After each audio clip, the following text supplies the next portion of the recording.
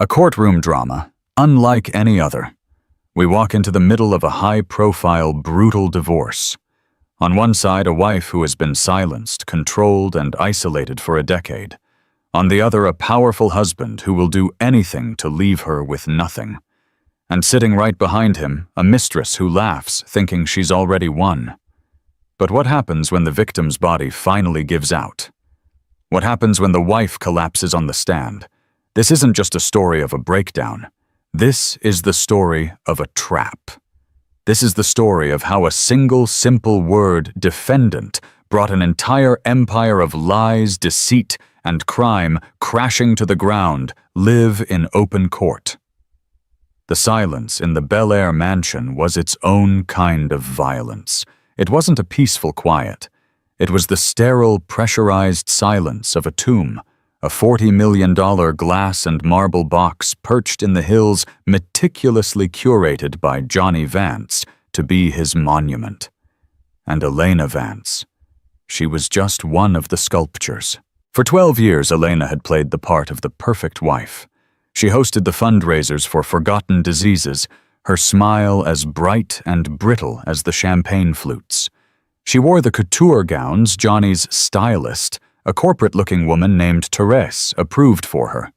She was thin, elegant, and utterly vacant. Johnny called it poise. Elena knew it was erasure. Johnny Vance was not a man. He was a brand. Vance Holdings dominated the downtown LA skyline with his angular, imposing signature on 3 different skyscrapers. He was charismatic to the press and a tyrant to his staff. To Elena, he was a sculptor chipping away at her until only the shape he desired remained. He controlled her friendships, her schedule, and most importantly, the money. She was given an allowance, a word that chafed her soul deposited into an account he monitored daily. The end began not with a lipstick-stained collar or a suspicious text message. Johnny was far too meticulous for such common vulgarity. It began with a misplaced hard drive. Johnny had been on a business trip to Singapore for a week. The house for the first time felt like it could breathe. Elena was in his sprawling, mahogany-paneled office, looking for a simple book on gardening, a small, forbidden hobby she pursued in secret when she found it.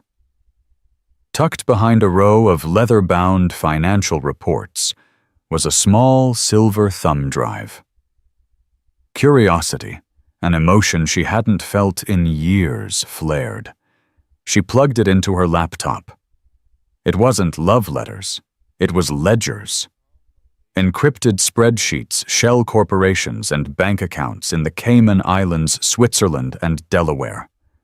It was millions. No tens of millions. And the names.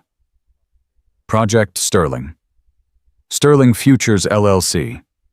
CS Capital. And then a video file. She clicked it.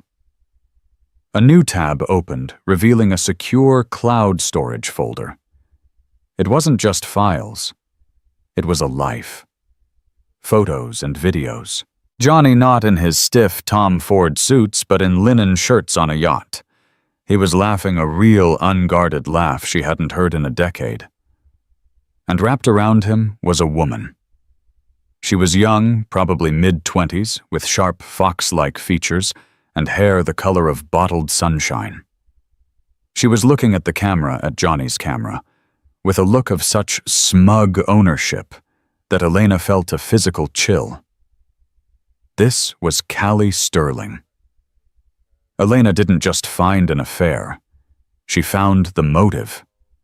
The ledgers weren't just for his business. They were for their new life. He wasn't just cheating on Elena. He was robbing from her, from the company, from everyone. When she confronted him holding the printed-out ledger sheet for Sterling Futures, his mask didn't just slip, it evaporated. The affable CEO was gone, replaced by the cold predator she always knew lived beneath. "You shouldn't have done that, Elena." he said, his voice terrifyingly calm. 2 days later, she was served with divorce papers. He filed first. He claimed irreconcilable differences, and in a masterful stroke of cruelty petitioned to have the prenup, which she had signed without reading on his insistence, enforced. The prenup that stated she was entitled to $50,000 for every year of marriage and nothing more. It cited her emotional instability and profligate spending as reasons for the dissolution. He was going to drain the company, frame her for the instability that broke the marriage, and leave her with pennies while he and Callie Sterling sailed off on a sea of stolen cash. Elena knew she had one chance. She took the copies she had made of the ledgers to the only lawyer in town who wasn't on Johnny's payroll, an old-school, rumpled-suited bulldog named Arthur Harrison. Harrison looked at the documents, then at Elena for a long, silent minute. "Mrs. Vance," he said, his voice a gravelly rumble. "This isn't a divorce. This is a crime scene. Which is how Elena found herself 3 months later walking up the steps of the Los Angeles Superior Court, her stomach in knots. The press was already there, a frenzy of cameras. Johnny was painting her as a bitter, gold-digging shrew. She pushed through the doors, her hands shaking so badly she could barely hold her purse. She felt small, terrified, and utterly alone. She was walking into her own execution. The courtroom was packed. Department 2B was a grand, imposing room with dark wood paneling that seemed to drink the light. It smelled of old paper floor wax and a faint electric tang of anxiety.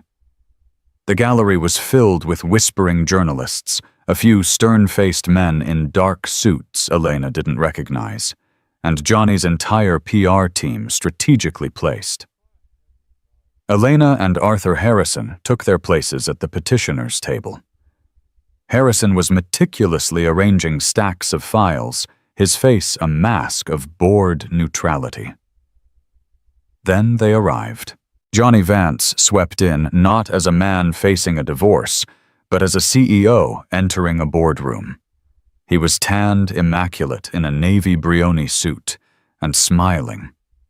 His lawyer, Ms. Evelyn Thorne, was his perfect counterpart, a woman so sharp she looked like she could cut glass with a glance.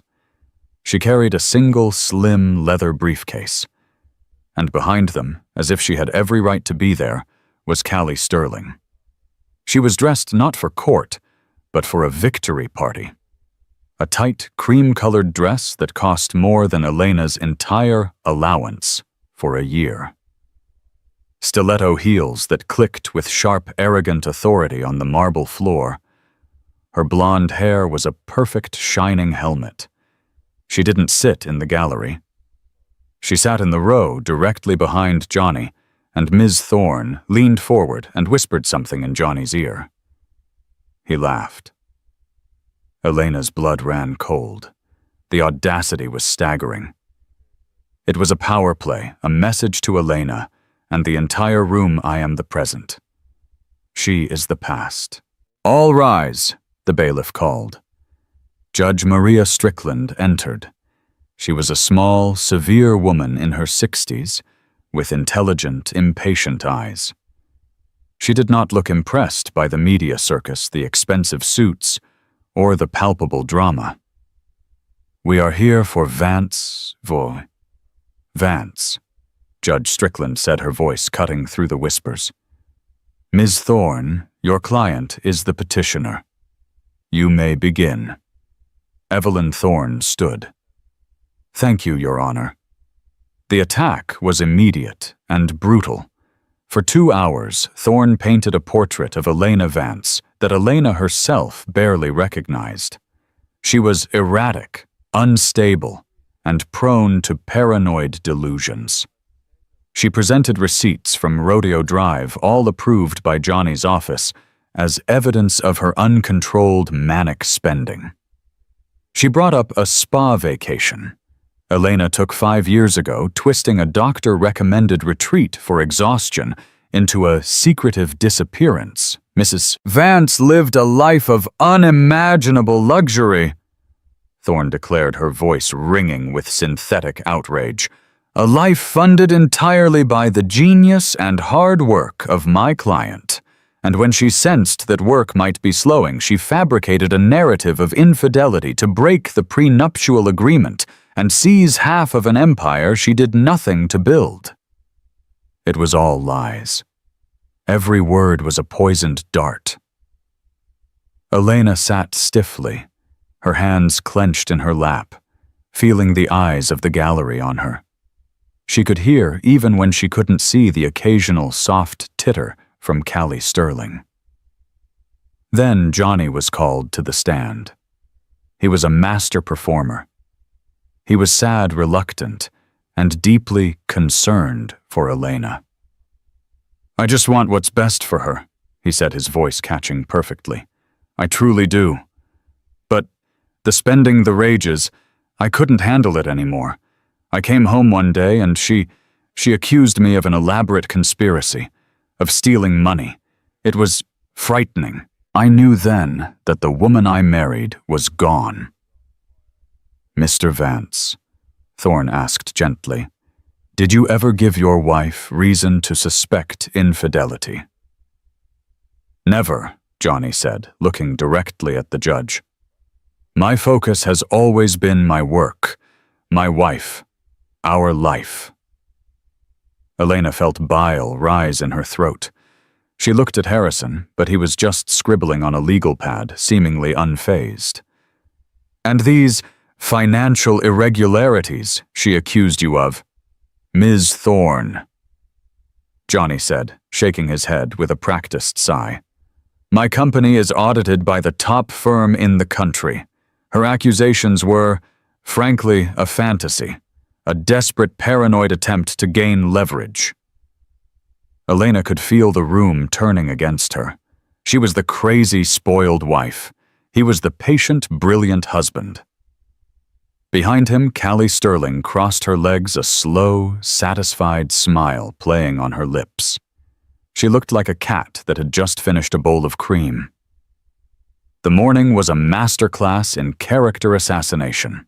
By the time they broke for lunch, Elena was trembling. She's lying, Elena whispered desperately to Harrison in the corridor. He's lying. They're all lying. I know, Harrison said, sipping a lukewarm coffee from a paper cup. That's the point. But they're winning. You have to do something. Patience, Mrs. Vance, he said. The taller they build their house of cards, the further it has to fall. Let them build. When they returned from the recess, the air was thicker. Ms. Thorne's predation sharpened. Your Honor, Thorne said, the defense has made claims of financial malfeasance. We would like to preemptively disprove these fantasies. I call Elena Vance to the stand. This was it. Elena's heart hammered against her ribs. She walked to the stand, her legs feeling like water. She swore the oath, her voice a reedy whisper. Ms. Thorne circled her for a moment like a shark. Mrs. Vance, you claim your husband was hiding money from you, correct? He was. Elena said, her voice stronger than she expected. And yet, wasn't it you who was hiding assets? No, that's not true. I had no assets to hide. No assets. Thorne's eyebrows shot up. Really? Let's look at Exhibit D. A clerk handed Elena a document. It was a bank statement. A wire transfer. Mrs. Vance, Thorne's voice was slick. Do you recognize this transfer from a joint marital account at First National to a private offshore account in Belize? Elena stared at the paper. The amount was $500,000. The date was 6 months ago. The signature authorizing the transfer looked horrifyingly like her own. You don't recognize it, or you don't recognize your own signature, Thorne pressed. $500,000, Mrs. Vance. siphoned from your husband's business account, hidden away in preparation for this very lawsuit. Is that your signature?" Elena's world tilted. "No. It looks like it, but I never did this." "Oh," Thorne smiled. "First your husband is a conspirator. Now the bank is a forger. How deep does this fantasy go?" Elena looked from the paper to Johnny. He was staring at her, his face a perfect mask of tragic disappointment. And behind him, Callie Sterling was no longer hiding her amusement. Her shoulders were shaking with silent, delighted laughter. Elena's head swam. The $500,000, the signature, the ledgers she'd found. Project Sterling. It all crashed together. This wasn't just a random forgery. This was the frame. This was the document they were going to use to have her charged to prove she was the one stealing. "I didn't do this," she whispered, her throat closing. "You'll have to speak up, Mrs. Vance," Thorne barked. I... Elena looked at Johnny, his cold, dead eyes. She saw Callie now covering her mouth, her eyes sparkling with malicious joy. The room was spinning. The air was too thin. The judge's face was blurring. Laughter. A distinct, sharp, clear laugh from Callie. "Pathetic," she whispered, just loud enough for the first few rows to hear. That sound, that one cruel sound, was the final blow. Elena's vision tunneled. The betrayal wasn't just the affair or the theft. It was this public, gleeful execution. The last of her strength evaporated. Her hand went to her head, she swayed on the stand, and with a soft, desperate sigh, Elena Vance crumpled to the floor. Chaos erupted. "Order!" Judge Strickland's gavel cracked like a gunshot, but it was lost in the sound of journalists scrambling and Ms. Thorne shouting, "Your Honor!" The bailiff rushed to the witness box. Arthur Harrison was at Elena's side in an instant, shielding her from the clicking cameras. "Recess 10 minutes!" the judge roared. "Clear the courtroom! Now!" Elena was vaguely aware of being lifted of Harrison's strong grip on her arm. "Breathe, Elena. Just breathe. You're fine." But he and the bailiff half carried her into the small, sterile conference room reserved for counsel. The bailiff, a kindly older man, handed her a paper cup of water. I... Elena was hyperventilating, her face pale and clammy. "They framed me," she gasped, her eyes wild with terror. "Arthur, that was my signature. How did they do that? They're going to arrest me." Harrison shut the door, blocking the sounds of the hallway. He didn't comfort her. He didn't pat her on the back. He leaned against the table, crossed his arms, and his bored expression was replaced by one of intense, diamond-hard focus. "Yes, they did," he said calmly. "They're very good. That $500,000 was their get-out-of-jail-free card." "What are you talking about?" "It's my go-to-jail card." "Elena, listen to me." Harrison's voice was low and urgent. "I knew they were going to pull something. I didn't know what. That document is their masterpiece. They've been planning this for months. They move tens of millions offshore, and to cover their tracks, they create one sloppy, obvious transfer perfectly forged to an account in your name. When the whole thing blows up, they point to you. The unstable, greedy wife who got in over her head. You take the fall." Elena stared at him, the fog of her panic beginning to clear, replaced by a cold horror. "So, what do we do? I just fainted in front of the judge. They think I'm guilty and weak." "No," Harrison said, a slow, dangerous smile spreading across his face. "You just proved you're innocent." "What? A guilty person would have denied it. They would have been angry. They would have fought." He tapped his temple. "You, Elena, you reacted with pure, unadulterated shock. You showed this court what true betrayal looks like. Your collapse wasn't weakness. It was testimony. And now, he straightened his tie. They've overplayed their hand. They put the gun in your hand. It's time to show them it's loaded. I don't understand. You don't have to. Just get back on that stand, keep your composure, and tell the truth. I'll handle the rest. He opened the door. Showtime. When they re-entered the courtroom, the energy had shifted. The press gallery was buzzing. Johnny and Ms. Thorne were huddled, whispering furiously. They looked annoyed by the delay, not worried. Callie had reapplied her lipstick and was scrolling through her phone, bored. Mrs. Vance, Judge Strickland said, her tone softening slightly. Are you able to continue? Yes, Your Honor, Elena said. Her voice was still shaky, but a new cold anger was settling in her stomach. Ms. Thorne, the judge nodded. You were cross-examining. Thorne, smelling blood in the water, went in for the kill. Mrs. Vance, let's return to Exhibit D. The $500,000 you don't remember transferring. Do you deny that this is your signature? It looks like my signature, Elena said clearly. But I have never seen this document, and I did not authorize this transfer. So, to be clear, your testimony is that your husband, a respected pillar of the business community, has forged this document to frame you. Thorne scoffed. Objection, Harrison said, standing up lazily. Counsel is characterizing. My client stated what she did not, what Mr. Vance did. Sustained, the judge sighed.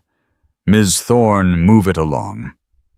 I have no further questions for this witness, Thorne spat, sitting down.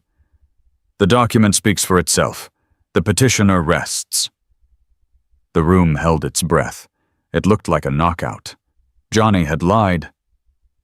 Thorne had planted the seed of Elena's guilt, and Elena had collapsed. Game, set, match. Mr. Harrison, Judge Strickland said. Your witness. Harrison stood. Thank you, Your Honor.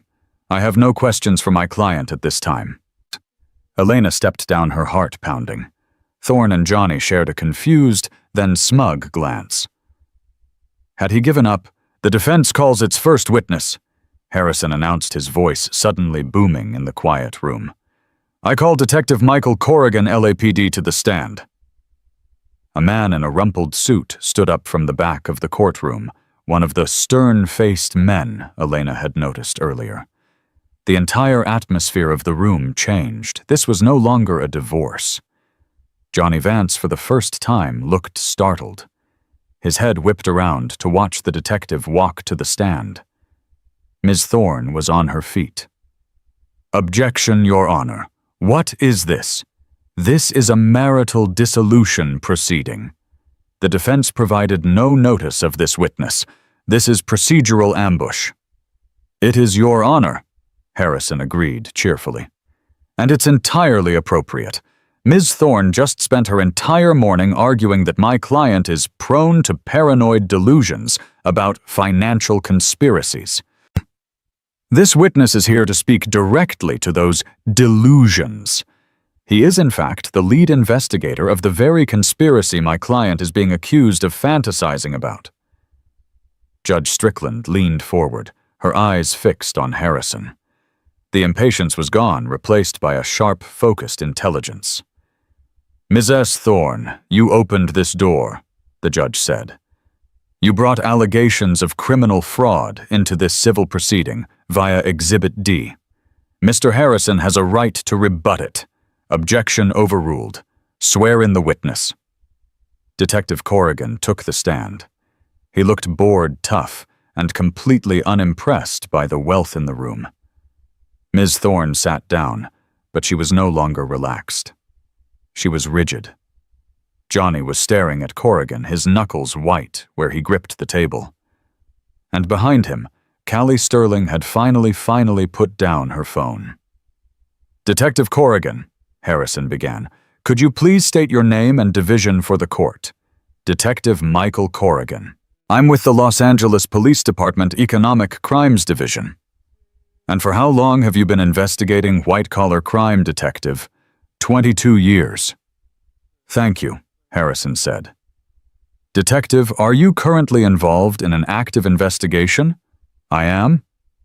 And does that investigation involve anyone present in this courtroom today? Objection. Thorne leaped up. Relevance. This is a fishing expedition. Overruled, snapped the judge. This is highly relevant given your own Exhibit D. Answer the question, Detective. Yes, Corrigan said, his voice flat. My division has been actively investigating Vance Holdings and its CEO, Mr. Johnny Vance, for 6 months. A bomb had gone off in the room. The journalists were texting so fast their thumbs were blurs. Johnny Vance turned a pale, sickly shade of gray. And what is the nature of that investigation, Detective? Wire fraud, securities fraud, and felony embezzlement. Embezzlement from whom? From his partners, his shareholders, and investors in his flagship development project, the Olympus Tower. Harrison nodded slowly. The Olympus Tower. That's the large project downtown, correct? It's supposed to be, Corrigan said. Right now it's a 4-story concrete hole in the ground. The $80 million raised from investors for its construction is gone. Gone where, Detective? Laundered, moved through a complex series of offshore shell corporations. Harrison walked back to his table and picked up Exhibit D, the $500,000 transfer. He held it up. Detective Corrigan, do you recognize this document? Corrigan leaned forward. I do. We obtained a copy of this from the bank's servers 2 months ago under warrant. And this document is it, as Ms. Thorne alleges proof that Mrs. Elena Vance was siphoning money. Corrigan almost smiled. No, sir. This document is the cornerstone of Mr. Vance's exit strategy. Explain that, please.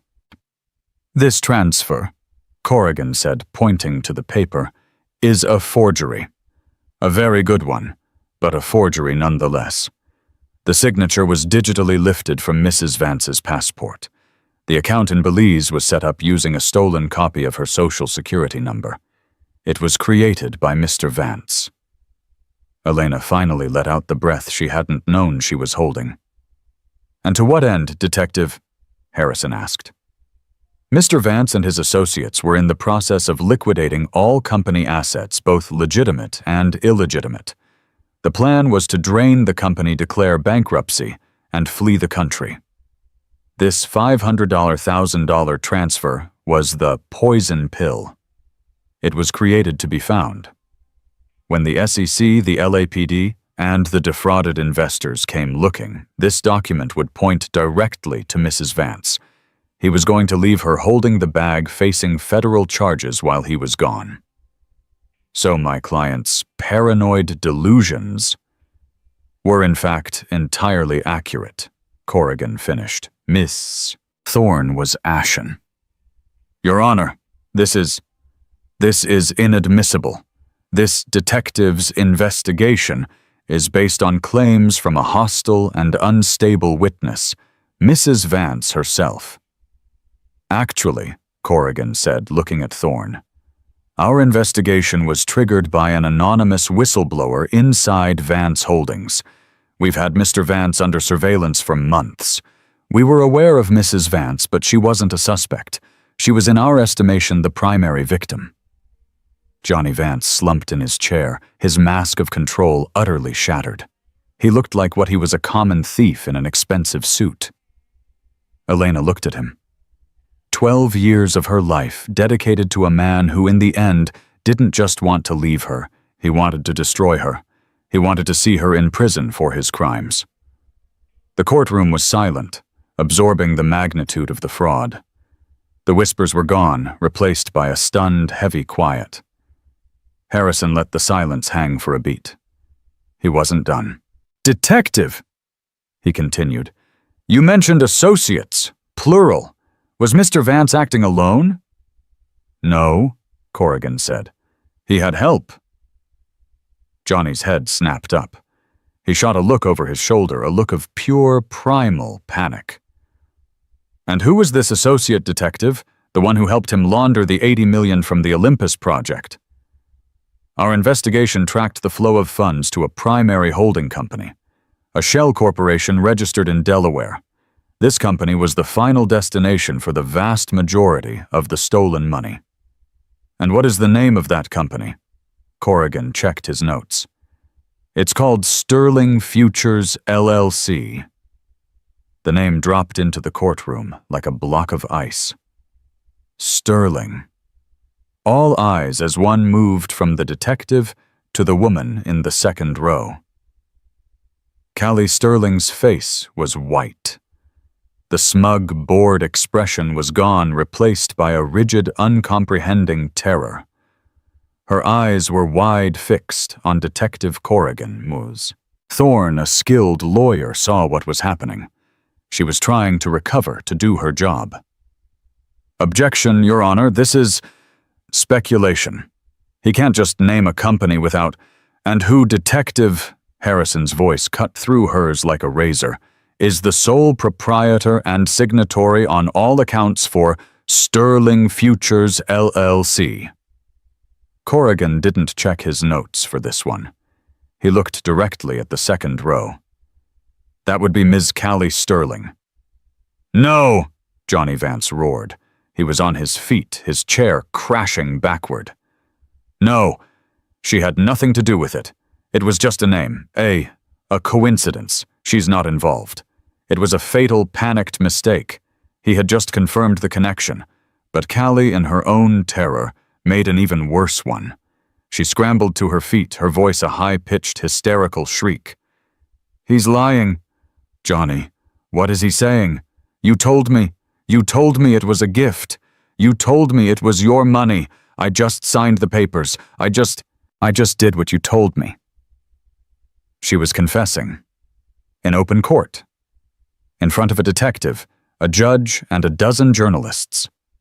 Ms. Sterling, sit down! Ms. Thorne shouted aghast at her client's and his mistress's total implosion. No! Callie was sobbing now, pointing a shaking, manicured finger at Elena. She knew. He told me Elena was in on it, that she was the one who suggested it, to hide their money from the business partners. He said she set it all up.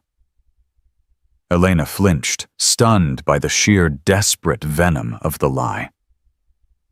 And that's when it happened. Amidst her sobs and accusations, Callie Sterling, in a moment of sheer mind-breaking panic and arrogance, looked at Johnny, then at the detective, and laughed. It wasn't the smug titter from before. It was a high, thin, hysterical sound bubbling up with her tears. You can't be serious. You're going to believe her, she shrieked, gesturing at Elena. The woman who fainted. Look at her. He's the brains. I just signed things. You can't touch me. I'm a victim. The courtroom was frozen. The spectacle was horrifying. A complete psychological unraveling live on the stand. Judge Maria Strickland, who had watched this entire exchange without a word, slowly took off her glasses. She polished them on her robe, her movements deliberate, agonizingly slow. She let Callie's hysterical laughter echo in the silence. Finally, she put her glasses back on. Her eyes, magnified, were like chips of ice. Ms. Sterling. The judge's voice was dangerously quiet. The entire room strained to hear her. Your performance is noted. The judge looked past Johnny, past the lawyers, to the back of the courtroom. Mr. Diaz, she called out. Another man in a suit, whom Elena hadn't even noticed, stood up. He was from the district attorney's office. I assume, Judge Strickland said, that you're here for this. Yes, Your Honor, the prosecutor, Mr. Diaz, replied, stepping forward. Your Honor, Ms. Thorne was desperate. I must advise my client. You can advise your client in a holding cell, Ms. Thorne. Judge Strickland slammed her gavel. The sound was deafening. Detective Corrigan, you may proceed. Your Honor, Detective Corrigan said. "At this time, we have probable cause to arrest Mr. Johnny Vance for multiple counts of wire fraud, grand larceny, and conspiracy." "Very well." Judge Strickland looked at the bailiff. "Bailiff, please detain Mr. Vance." Two large sheriff's deputies moved from the walls. They advanced on Johnny, who seemed to have shrunk inside his expensive suit. "Take your hands off me," he whispered, but the authority was gone. They pulled his arms behind his back with practiced impersonal efficiency. The sound of the handcuffs ratcheting shut was brutally loud. Elena watched her heart, a cold, heavy stone in her chest. Callie Sterling watched too, and as Johnny was cuffed, her hysteria vanished, replaced by a chilling realization. She was next. She was still standing frozen as the officers led Johnny past her. "Johnny," she cried. "Johnny, tell them I didn't know. It was just papers, Johnny." He wouldn't even look at her. He stared straight ahead, a broken man, as they pushed him through the side door. Callie was alone. She looked around, her eyes landing on the judge. The smirk, the laughter, the arrogance, it was all gone. She was just a terrified, grasping girl in a dress she couldn't afford. She tried to sit down to disappear. "Ms. Sterling," Judge Strickland said. Callie froze. "You may remain standing." The judge looked at her, then at the prosecutor, Mr. Diaz. "Mr. Diaz," the judge said, "based on the in-court sworn testimony of Detective Corrigan and the spontaneous admissions of Ms. Sterling, it seems you have a second conspirator." Callie's eyes went wide. "What? No, I'm a witness. I'm his girlfriend." Judge Strickland's face was granite. She ignored Callie and spoke to the bailiff. "Bailiff!" she commanded, her voice ringing with absolute final authority. "Detain the defendant, Ms. Sterling, as well." The word hung in the air, electric and fatal. Defendant. It struck Callie Sterling with the force of a physical blow. Her perfectly painted mouth fell open. The blood drained from her face, leaving her a ghastly white, a stark contrast to her spray tan. "What?" she whispered, her voice cracking. "No, defendant, I'm not. You're mistaken. I'm not a defendant. This is a divorce. I'm a witness." She looked around desperately, as if searching for an adult to correct this terrible misunderstanding. Her eyes darted from the stone-faced bailiff, approaching her to Ms. Thorne, who was pointedly packing her briefcase, abandoning ship to Mr. Harrison, and finally, to Elena. Elena met her gaze. She felt no pity. She felt no triumph. She just felt empty. She was looking at the human wreckage of Johnny's ambition. "Ms. Sterling," Judge Strickland said, her voice devoid of any emotion. "You just admitted in open court under no duress that you knowingly signed documents for a shell corporation. Detective Corrigan has just testified under oath that this corporation, Sterling Futures LLC, of which you are the sole proprietor, was the primary vehicle used to launder $80 million in stolen funds." The judge leaned forward. "You are not a witness. You are not a girlfriend. You are, by your own admission and by the evidence presented, a co-conspirator to a massive criminal enterprise. You are, in the eyes of this court and the state of California, a defendant." "No!" Callie shrieked as the second bailiff took her arm. The arrogance, the laughter, the power, it all disintegrated at the first touch of authority. She became a child. "No, you can't. Johnny Julian, tell them I didn't know what it was I just signed. He tricked me." She tried to pull away, her expensive heel catching on the carpet. She stumbled undignified as the bailiff firmly secured her wrist. "It's her fault," she screamed, pointing at Elena. Her face contorted in a mask of pure, unadulterated hate. "That quiet little bitch, she set us up. This was her plan all along." "That's enough, Ms. Sterling," Judge Strickland said, her voice flat. "Your outburst is bordering on contempt. Bailiff, remove her." "No, please, I have a dog. I can't. Please." The laughter had fully turned to raw, panicked sobs. The click of the second pair of handcuffs was the final punctuation mark on her life as she knew it. As the officers dragged her resisting and wailing toward the same door Johnny had disappeared through, she had one last look at Elena. Her eyes were no longer hateful. They were pleading. Elena simply held her gaze solid as the marble columns around her until the door slammed shut, cutting off the cries. The courtroom fell into a profound, echoing silence. The only sound was the frantic typing of the court stenographer. The journalists were stunned, their phones lowered. They knew they had just witnessed something far beyond a celebrity divorce. Judge Strickland turned her attention back to the room. She looked at the lawyers.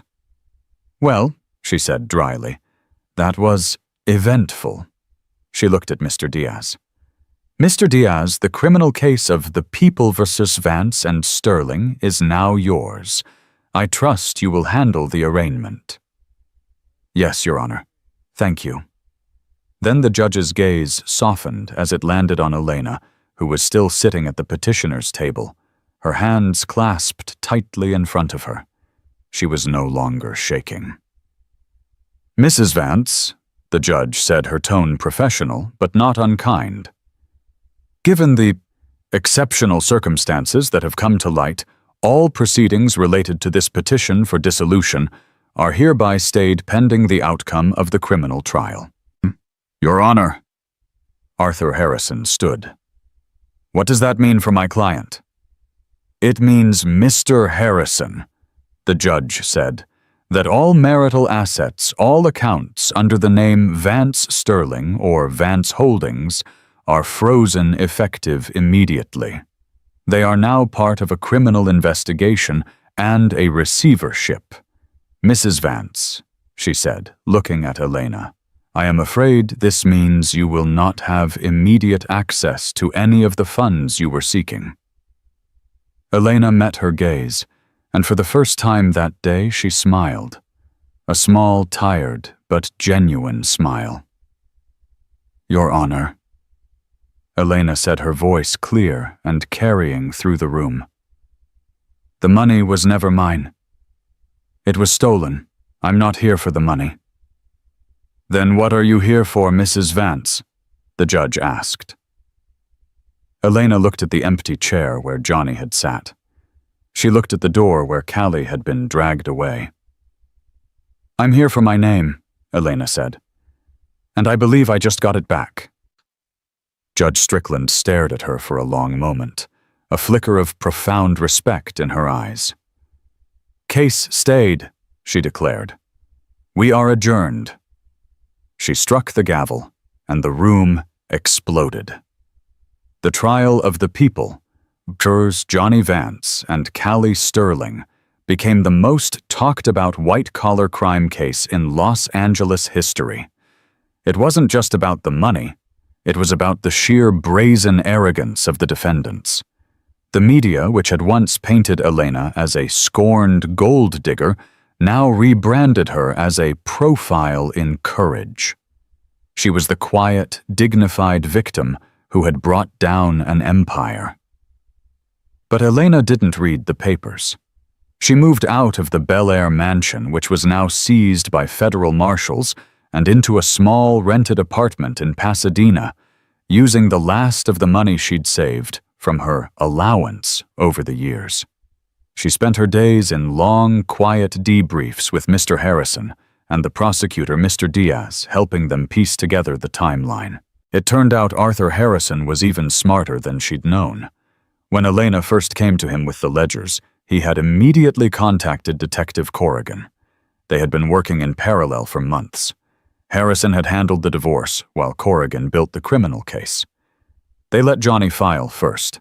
They let him paint Elena as unstable. They were waiting for him to make a mistake to introduce his own fraud into the proceedings. "When you fainted," Harrison told her over coffee one morning, "I was terrified. I thought we'd pushed you too hard. But when Ms. Thorne presented that $500,000 transfer, I knew we had them. They had just handed us the entire case on a silver platter. Your collapse wasn't a breakdown, Elena. It was the linchpin.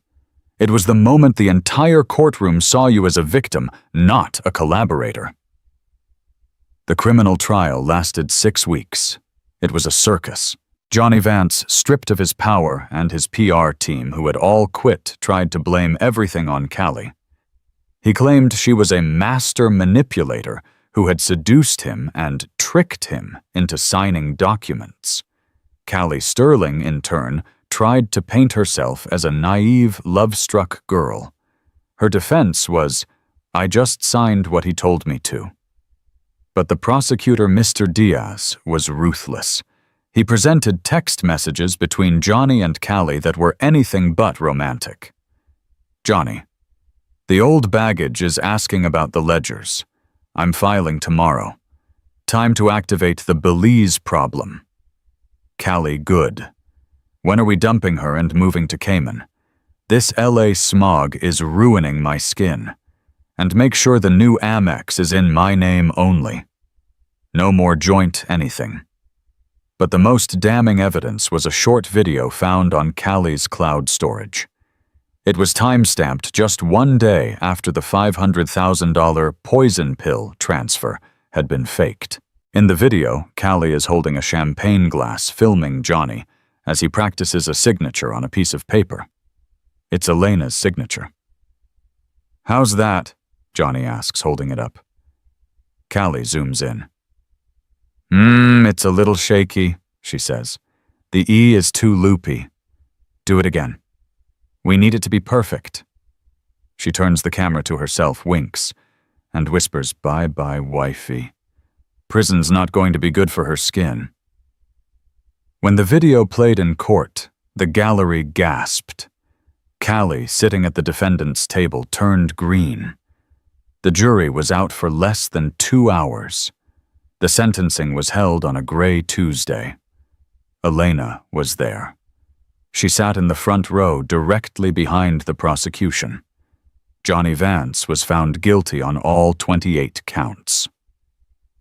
The judge, citing the callous and predatory nature of his crimes and his complete lack of remorse, particularly in the attempt to frame his innocent wife, sentenced him to 25 years in federal prison. He didn't react. He just stared into the middle distance, his empire reduced to a number. Then it was Callie's turn. Her lawyer begged for probation, citing her age, and manipulation by Vance.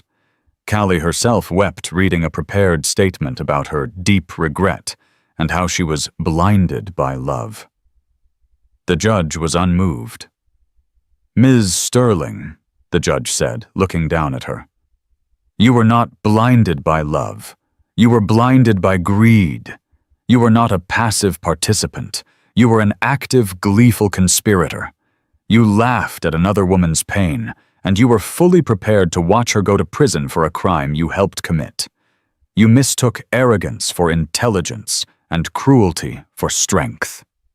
Callie Sterling was found guilty of conspiracy to commit fraud and 14 counts of wire fraud.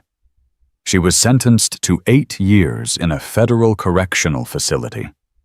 The defendant collapsed, wailing, and had to be carried out by the bailiffs, her laughter finally and forever silenced. 1 year, 365 days. That's how long it took for the name Vance to be scrubbed from the high-rises and charity plaques of Los Angeles, becoming a byword for spectacular, venomous fraud. The legal battles were over. The state's case against Johnny and Callie was ironclad, and the civil suits from the defrauded investors had picked the corporate carcass clean. The final act of the Vance empire was not a gala, but an auction. A court-ordered receivership sale held at the Bel Air mansion itself. It was a grotesque circus. Elena went. She wore jeans and a simple gray sweater, her hair pulled back in a loose ponytail. She walked past the velvet ropes and the valets, who were now parking the cars of gawkers and bottom feeders. The house was filled with people. Journalists were there filming the spectacle. Men in cheap suits with clipboards were tagging every item. And the wives, the other corporate wives she had known, they were there too. They drifted through the sterile glass-walled rooms like designer ghosts, picking at the artifacts of Elena's former life. They didn't speak to her. They spoke about her in sharp, stage-whispered asides. Can you imagine he was going to put her in jail? So tacky. Well, she got the last laugh, didn't she? Though, look at her. She gets nothing. That's what the paper said. The prenup holds, but there's nothing to get. She's destitute. Honestly, what a waste of a good collapse. Elena felt their eyes on her, a mixture of pity, morbid curiosity, and a strange, cold fear, the fear that their own gilded cages might be just as fragile. She felt none of it. She was not Elena Vance, the disgraced wife.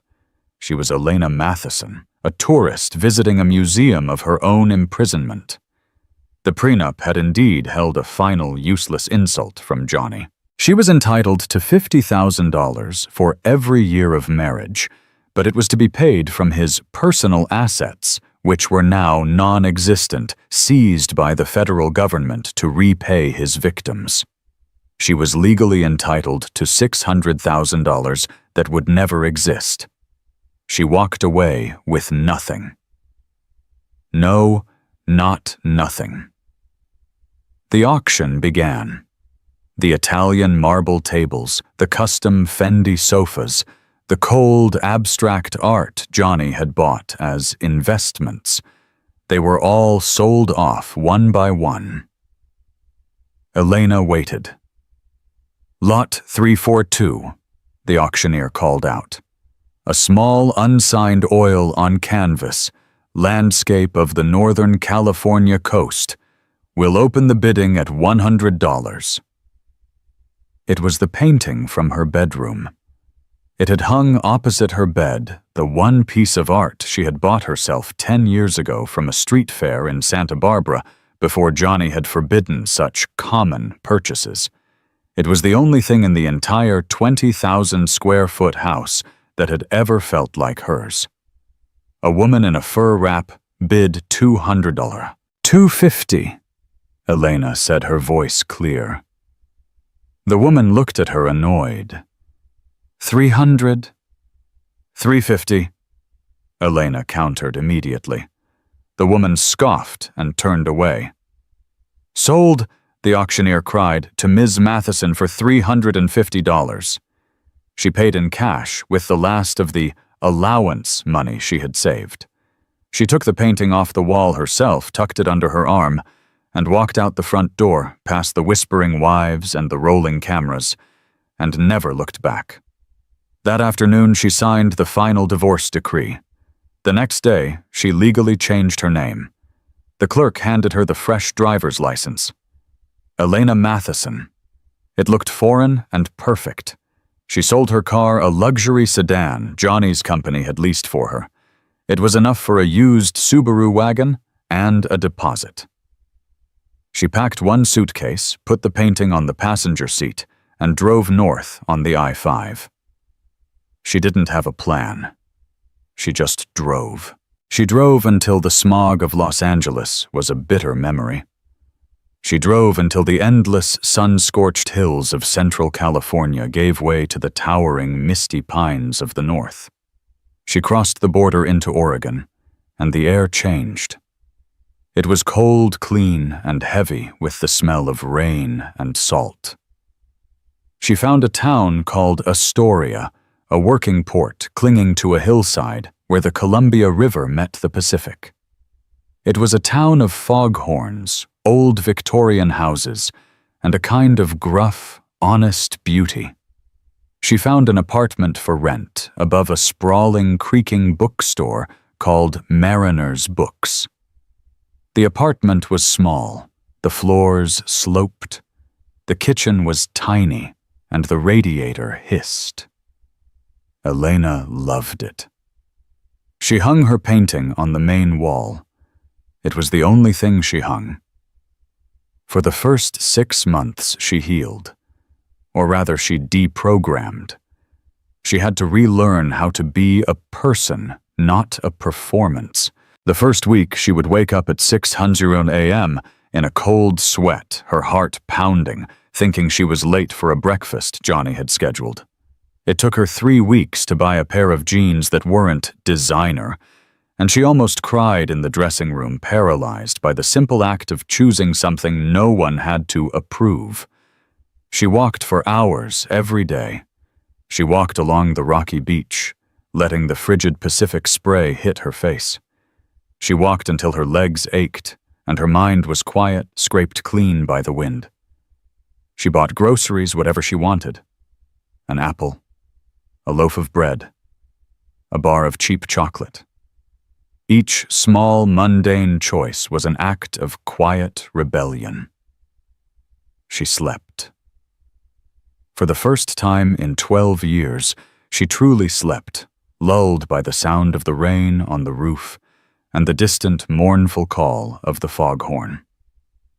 The nightmares of the courtroom of Callie's laughter and Johnny's cold eyes slowly began to fade. When her money began to run low, she looked for a job. She found one at a local nursery just outside of town. The owner, a woman in her 60s named Greta, with hands like knotted roots, interviewed her. "Ever done this work?" Greta asked, looking at Elena's soft, uncalloused hands. "No," Elena said honestly. "But I learned fast and I'm not afraid to get dirty." "We'll see about that," Greta grunted. "You start Monday." The work was brutal. It was hauling 50-pound bags of mulch potting trees in the freezing rain and learning the Latin names for 1,000 different plants. Her back ached. Her nails were permanently stained with soil. She broke a fingernail on the second day, one of the perfectly manicured nails she used to spend $200 a week maintaining, and she laughed. She earned her first paycheck. It was for $412.33.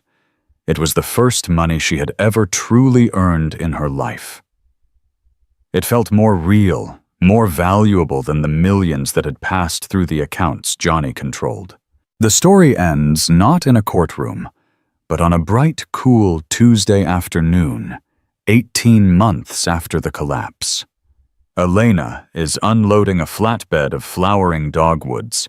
Her hair is cut short and messy, tucked under a baseball cap. She's wearing stained overalls and work boots. "Hey, Elena," her coworker, a college kid named Ben, calls out. "You hear about that pelican down on Pier 39? The one that keeps trying to steal the fishermen's hats? The one they named Gary?" Elena laughs easily, hoisting a tree.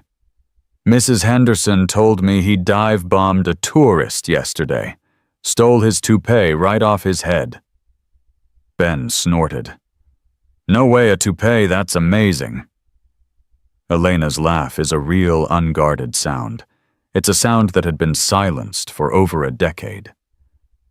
In that moment, she is unrecognizable from the pale, trembling woman in the couture suit who had crumpled to the floor of the LA courthouse.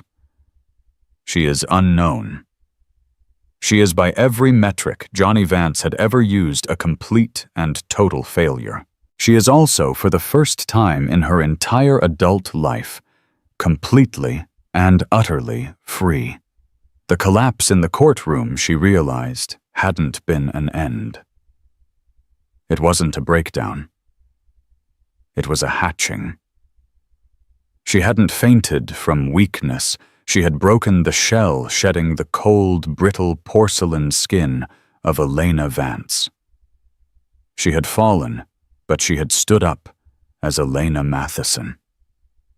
And that's how Elena finally found her justice, not in the millions she was owed, but in the freedom she truly deserved. The empire of lies built by Johnny and Callie came crashing down all because they fatally underestimated the woman they tried to destroy.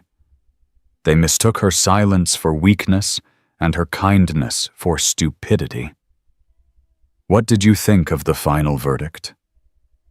Was Callie as guilty as Johnny, or was she just another younger victim of his manipulation? Let me know your thoughts in the comments below. If you love stories of real-life justice and seeing the wicked get exactly what they deserve, please do me a favor and hit that like button.